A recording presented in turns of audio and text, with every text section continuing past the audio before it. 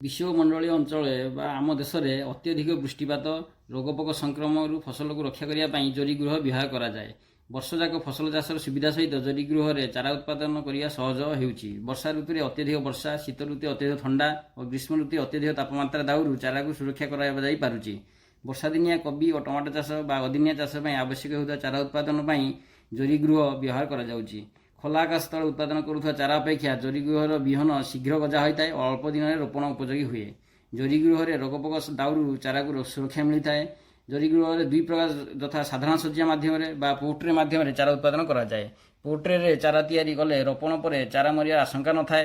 ଲଗାଇବା ପରେ ଚାରା ସୁସ୍ଥ ନିରୋଗ ରହୁଥିବାରୁ ଶୀଘ୍ର ବା ସବଳ ଅମଳ ମିଳିଥାଏ।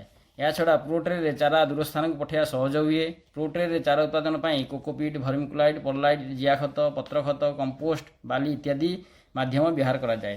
କୋକୋପିଟ୍, ଜିଆ ଖତ ବଗିଚା ମାଟିକୁ ସମାନ ଅନୁପାତରେ ମିଶାଇ ପ୍ରୋଟ୍ରେ ଭର୍ତ୍ତି କରାଯାଏ ଏବଂ ପ୍ରତି ଖୋପରେ ଗୋଟିଏ ଲେଖାଏଁ ମଞ୍ଜି ବପନ କରାଯାଏ। ପ୍ରୋଟ୍ରେରେ ଆକାର ଖୋପ ପ୍ରକାର ଅନୁସାରେ 50ରୁ 98ଟି ଖୋପ ଥାଏ।